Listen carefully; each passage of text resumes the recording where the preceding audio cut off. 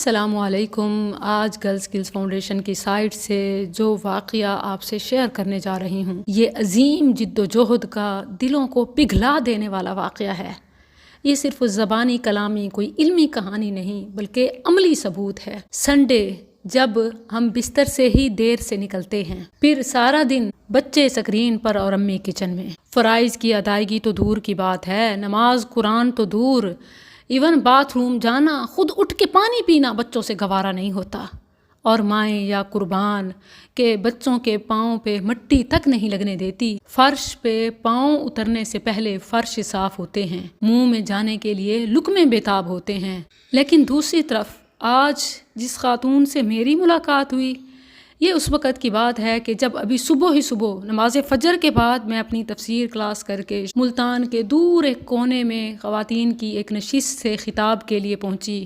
ابھی بس پہنچی ہی تھی کہ فون آتا ہے، ایک خاتون گرلز اسکلز فاؤنڈیشن پہنچی ہوئی ہیں اور اپنے 2 نوخیز پھولوں کو لیے ہوئے ہیں۔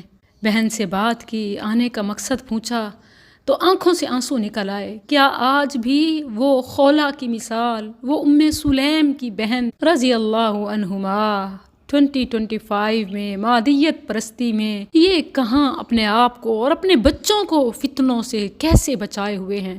واللہ میں روئی اور سارا دن روتی رہی اس بہن کی اس زندہ مثال کو دیکھ کے، کہ اپنے 2 معصوم پھولوں کو جو ابھی 8ویں اور 9ویں کے امتحان سے فارغ ہوئے تو چھٹیاں گزارنے کے لیے ماں فی سبیل اللہ مزدوری کے لیے اپنے بیٹوں کو لے کے پہنچ گئی، اور میں ابھی وہاں پہنچی تھی، درس دیا، واپس سفر کیا، پھر گھر اور اسکلز فاؤنڈیشن پہنچی تو یہ بہن سراپا انتظار اپنے بچوں کو دیکھ دیکھ کے خوش ہو رہی ہیں کہ آج اللہ نے انہیں اپنی راہ میں قبول کر لیا۔ دینے کو ضروری نہیں کہ صرف پیسے ہوں، اخلاص بھی ہوتا ہے، جان بھی ہوتی ہے، اور جگر کے ٹکڑے بھی ہوتے ہیں۔ سبحان اللہ، مجھے تو ام سلیم یاد آ گئیں۔ جنگ کا موقع تھا، مسلمانوں کو ضرورت تھی۔ ادھر ابو طلحہ رضی اللہ عنہ ام سلیم کو بتاتے ہیں، ام سلیم یہ تمہارا 9 سال کچھ ماہ کا بچہ، چلو 10 ہی سمجھو، ام سلیم نبی صلی اللہ علیہ وسلم غزوہ پہ جا رہے ہیں، اسے بھی بھیج دو، مسلمانوں کو ضرورت ہے، اسلام کو ضرورت ہے، اللہ کے نبی کی چلو خدمت ہی کر لے گا، جنگ لڑ نہ سکا تو آپ کے دائیں بائیں ہی رہ جائے گا، ہو سکتا ہے کسی تیر کو روک لے، ہو سکتا ہے نبی صلی اللہ علیہ وسلم کے آرام کا اہتمام کر لے۔ بچے کو لیے دوڑے دوڑے پہنچتے ہیں، اللہ کے نبی آپ جنگ پہ جا رہے ہیں، اسے پکا ہی اپنے پاس رکھ لیں، سفر ہو یا حضر، جنگ پہ جائیں یا پھر واپس آئیں، ہم بچہ آپ سے واپس نہیں لیں گے، اور کچھ نہ صحیح یہ آپ سے علم سیکھے گا، تربیت سیکھے گا، آپ کی حفاظت اور خدمت کرے گا۔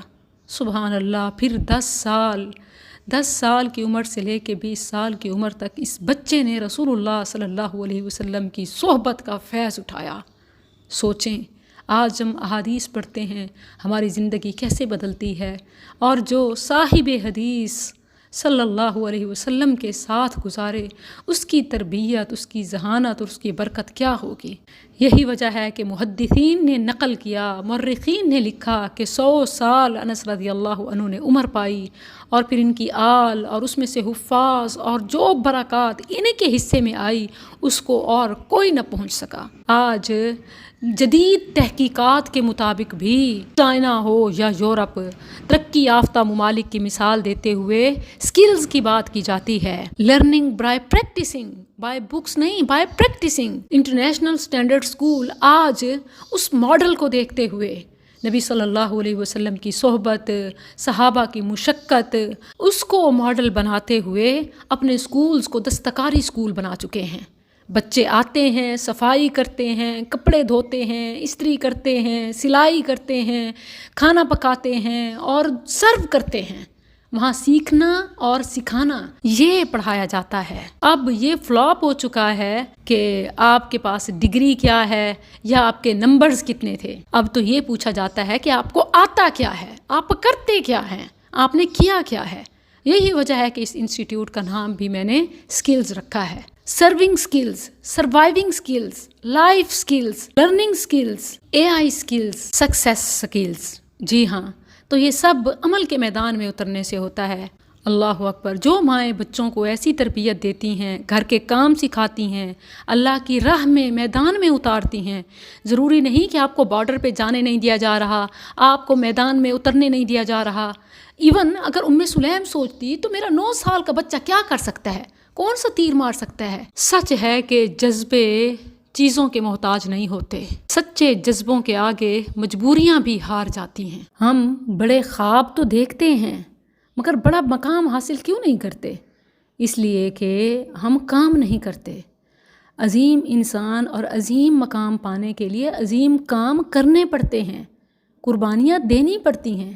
کسی بھی ماں کے لیے اپنے جگر گوشے کو خطرے میں اتارنا آسان نہیں ہوتا، مشقت کروانا آسان نہیں ہوتا. لیکن ذہین مائیں، سمجھدار مائیں یہ کڑوا گھونٹ پیتی ہیں. ایسے ہی جیسے بچہ بیمار ہو تو ہم کڑوی سے کڑوی دوائی بھی اسے پلاتے ہیں، سرنج، آپریشن اور مختلف قسم کے پینفل تجربات سے گزارتی ہیں، کیونکہ ہمیں اس کی زندگی، اس کی صحت عزیز ہوتی ہے.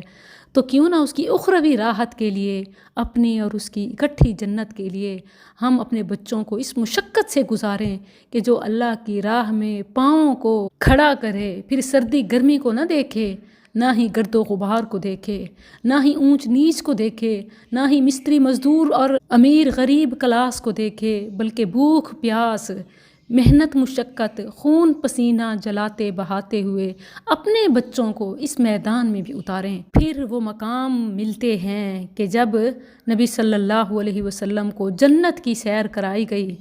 آپ کے الفاظ، کیا ہم مائیں اس آفر کو اویل نہیں کریں گی، یا پھر وہی موبائل، انٹرنیٹ، سکرین، خاندان، فیملی، مقابلہ اس میں لگی رہیں گی اور اپنی انویسٹمنٹ بچوں کو ضائع کریں گی؟ اولاد رب کی دی ہوئی نعمت، امانت، اس میں خیانت کریں گی، یعنی اپنا تو اپنا، اپنی نسلوں کا بھی نقصان کریں گی. نبی صلی اللہ علیہ وسلم کو جب جنت کی سیر کرائی گئی، آپ نے فرمایا دخلت الجنہ، جب میں جنت میں داخل ہوا تو میں نے وہاں کسی کے چلنے کی، پاؤں کے قدموں کی آہٹ سنی. میں نے پوچھا یہ کون ہے؟ تو وہ کون؟ نہ جبریل، نہ کوئی بڑا صحابی، بلکہ یہ خاتون ہے. جب میں نے پوچھا یہ کون ہے تو انہوں نے کہا ہادہ الغمیسہ ام انس بن مالک. یہ غمیسہ، اور ایک اور روایت میں نام رمیسہ بھی آیا ہے کہ انس کی والدہ یہ غمیسہ ہے کہ جس کی آہٹ نبی صلی اللہ علیہ وسلم نے جنت میں سنی. یہ مقام کیسے ملا؟ اپنے 9-10 سال کے جتنے بچے کو، کم سن نوخیز پھول کو پیش کر دیا. اللہ کے نبی آپ کی خدمت اور حفاظت کرے گا. آج دینی کاموں کے لیے، محنت مشقت کے لیے ہم اپنے بچوں کو کیوں نہیں پیش کرتی؟ اس لیے کہ ہمیں بھی تو آخر اپنا آرام عزیز ہے. وہ کیسے ہم ٹھنڈی ہواؤں میں، پیزا اور برگر کی بائٹ میں، سافٹ ڈرنکس کے گھونٹ میں، آخر ہم نے بھی تو مزے لوٹنے ہیں. پھر جب مائیں ایسی ہوں گی، مائیں تلخیاں نہیں برداشت کریں گی، مائیں مشقت نہیں اٹھائیں گی، تو بچوں کو اس میدان میں پھر کون لائے گا؟ پھر معاذین، وہ معاذ اور معوذ، ناموں میں فرق آتا ہے لیکن اس سے فرق نہیں پڑتا. ہر سیرت نگار مورخ نے ان 2 کرداروں کا ذکر کیا کہ کیسے یہ 2 کم سن بچے غزوہ بدر میں اس وقت کے فرعون سے، طاقت کے پہاڑ سے ٹکرا گئے. آج حدیث کی کتابوں میں معاذین کا ذکر آتا ہے رضی اللہ عنہما کہ ابو جہل کو افرا کے 2 بچوں نے مار گرایا. آخر انہیں بھی تو ماؤں نے دودھ پلایا، کوئی شہد تو نہیں تھا. آج ہمارے ہی دودھ میں ملاوٹ ہے.